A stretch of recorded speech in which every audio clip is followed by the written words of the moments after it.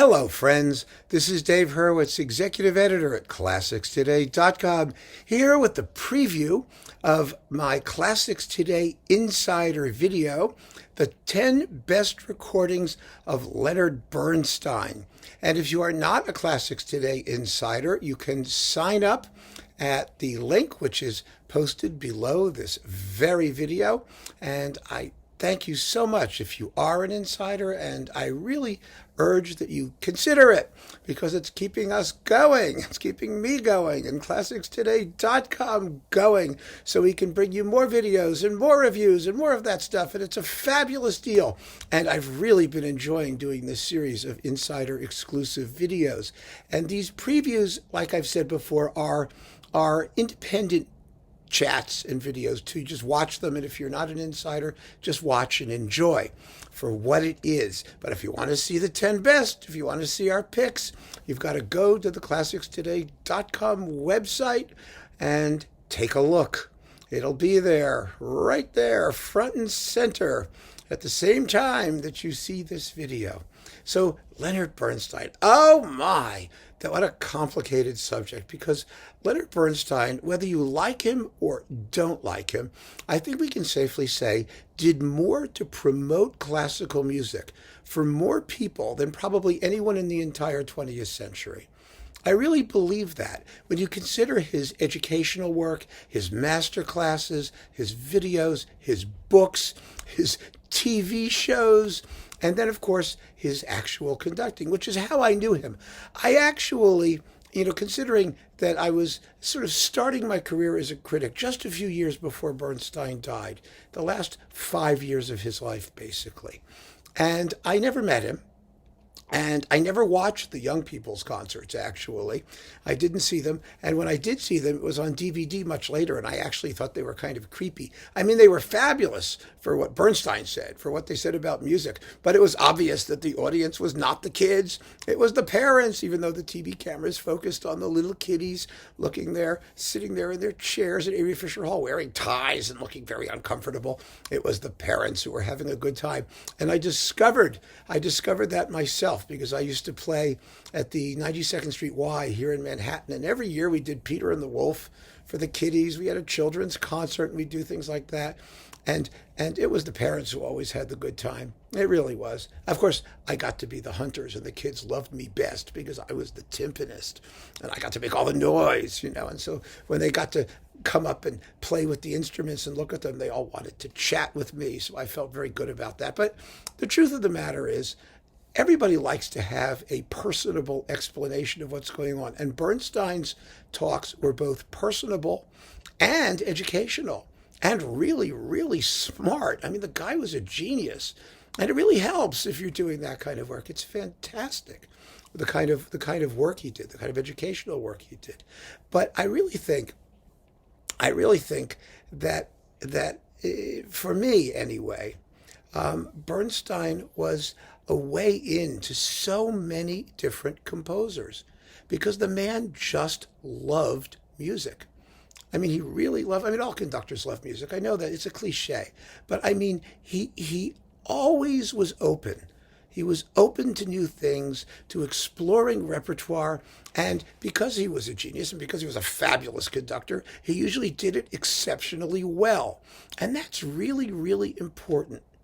I mean, think about how, certain composers today who we like, but who sort of were always getting second-rate-ish kind of performances. Havergal Bryant, let's take a name. When Bernstein did them, when Bernstein got behind it and advocated for it, you knew that whatever the result was, it was going to be first class. And you couldn't have had a better advocate. And that's really how I think of him, as the greatest advocate for classical music in some respects that we had for most of the 20th century. And he was irreplaceable, absolutely irreplaceable for that reason. Now, the one contact that I did have with him and that I thought was really sort of epochal for me was when I was just starting out as a critic for High Fidelity magazine. And I've told this story many times, but the reason I'm telling it now is because I found my very first Leonard Bernstein review because somebody digitized all those old 1980s high fidelity magazines. And I don't have any of my old reviews. I didn't save things. I didn't think they were worth anything. I got them. I saved the magazines and I threw them out. And the computers got changed around. I mean, they may be sitting around on a hard drive somewhere. I don't know. So I got these old high fidelities. And I was able to see the first reviews that I started writing in like 1986 and 1987 in that era. And my very first Bernstein review was of that crazy Tchaikovsky Pathetique symphony he did on Deutsche Grammophon, the one with the incredibly long 17-plus minute finale that everybody was hating on. And I listened to it and I loved it. I thought it was an amazing performance, and I wrote a review from High Fidelity. And as it happened, his secretary, who was, I think it was still Helen Coates even then, I'm not sure, but I believe it was, sent a letter to my editor at High Fidelity, who was Ted Libby, who since went on to work at the National Endowment for the Arts, and to give me his regards and tell me that I had understood what he was doing in that performance. And boy, was that a confidence booster in my career. But I want to read the review. I just think it's kind of interesting to go back and see something, at least for me. And if it's not for you, I don't blame you. You can just shut me off. But I think this was kind of an interesting review. To go back 30 some odd years, it was 1987. It was the December 1987 issue of High Fidelity. And here is the review of his New York Philharmonic Tchaikovsky Pathetique Symphony. You ready? Here we go. This recording is a model of what the record industry should be doing.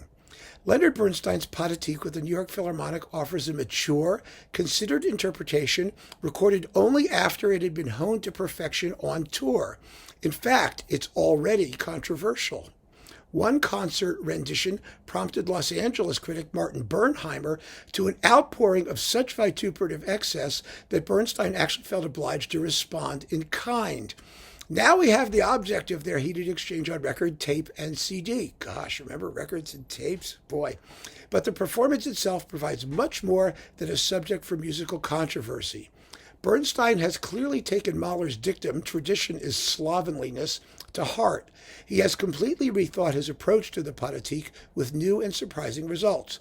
At 58 minutes and 31 seconds, this is easily the slowest performance of the symphony ever recorded. The finale accounts for much, but not all of the difference, for even the third movement march proceeds at a measured, unfrenzied pace. Paradoxically, this is one of the most intensely exciting readings of the score ever recorded. Bernstein's treatment of the first movement reveals how he accomplishes this dual feat. After the dark introduction, the allegro begins at a very moderate tempo, gradually quickening until the full brass section literally explodes into action. This sudden eruption is all the more surprising, since the initial allegro lacks some of its usual agitation. The glorious second subject gets plenty of rubato and is expressively phrased, but not in the way you might expect. Despite Bernstein's reputation for billowing excesses of passion, he shapes the music reticently, emphasizing the consoling initial phrases and hastening a bit at the climactic points. This relative shyness sets off the development, which crashes in with a cataclysmic force that's all the more tremendous for not being rushed. When the great tune returns in the recapitulation, it seems to have gathered some measure of determination in the face of adversity, for Bernstein plays it much more strictly. It's a classic example of long-range musical planning, one that belies Bernstein's reputation for promoting spontaneity over structure. Both the first and the second subjects acquire independent personalities in Bernstein's hands. Think of them as two characters thrust into a fateful maelstrom of existence. One succumbs while the other perseveres. The second movement proceeds with exactly the proper lilt, con gratia. Hang on one second, I've got a couple pages of ads here. Here we go. Con gratia, as Tchaikovsky specifies. Carefully shaped string phrasing adds a touch of nostalgic mannerism to this waltz in 5/4 time. It all seems slightly unreal, like the, quote, happy recollection, unquote, second movement of Mahler's Resurrection Symphony. The third movement of the Pathetique usually begins at a frantic pace that seldom anticipates the march to come, but Bernstein has his sights fixed on that march from the very first bar, and his phrasing is clipped and carefully articulated. When the march finally arrives, the effect is overwhelming, especially as the tempo broadens subtly towards the end. The movement's triumph is undermined by a feeling of portentous pomposity, much as in the finale of Shostakovich's Fifth. With a timing of 17 minutes and 12 seconds, the finale takes nearly twice as long here as on any other recording. The orchestra sustains the tempo superbly indeed. The whole movement is notable for its inexorable steadiness of pulse. After the high drama of the first movement, the lyrical intermezzo of the second, and the impersonal grandeur of the third, Bernstein at last allows the pent-up emotion to break out in an ecstasy of grief and despair. For once, this sounds like a genuine finale, an emotional and musical summit rather than a petulant whimper. The pianissimo tam-tam stroke that announces the coda will chill your heart, and the movement's end is utter blackness. Could anyone doubt after hearing this that Tchaikovsky took his own life? While this is precisely the sort of interpretation that justifies yet another recording of a repertory standard, it's very likely that many will dismiss it on the grounds that it's simply too personal and extreme to serve as a reference edition for regular listening. This sort of comment has often been applied to Bernstein's work. He has suffered from a reputation for interpretive eccentricity. But beware, it's easy to listen superficially, hearing only what a Bernstein performance supposedly does, rather than what actually occurs. Contrary to popular expectation, this new Pathetique is noteworthy for its rhythmic solidity and dramatic poise, and for the way the emotional intensity of the finale balances the turbulence of the first movement, producing a welcome sense of unity across the symphony's entire span. The recording combines excellent sound with superlative playing, and it's a totally fresh and relevant look at an inexhaustible masterpiece. Don't be intimidated by the slow finale. Listen to it and then see if all other renditions don't sound positively glib in comparison. Like the symphony it recreates, the performance is a classic. So that was the review. And actually, looking at it now, do I still feel the same way about that performance? On the whole, I do. I think it's a remarkable performance. But I will say this, it is not one of my list of Bernstein's 10 greatest recordings. And fortunately, I didn't say it would have been then either. So as far as I'm concerned, I'm off the hook. I was a little bit concerned about that, but I think it does sort of give a sense of what made these performances so special, even later in his life. When Bernstein was on, his performances had a magnetism that was virtually unequaled. And when he was off, he was beyond dreadful. And a lot of these late recordings were off, really off.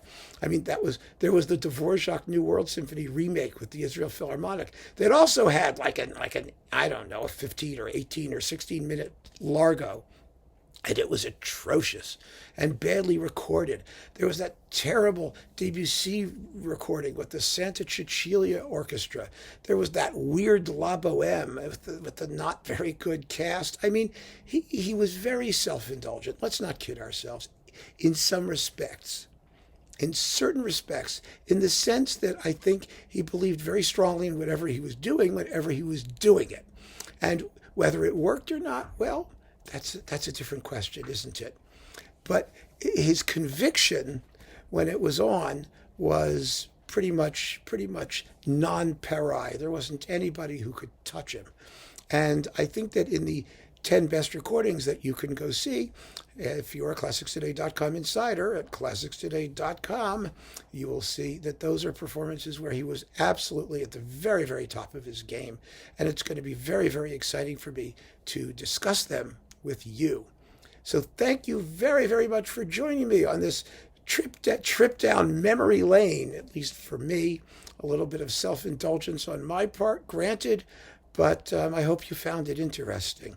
So keep on listening, folks. Thanks for joining me. Thanks for being an insider, and take care. I'll see you on the other side.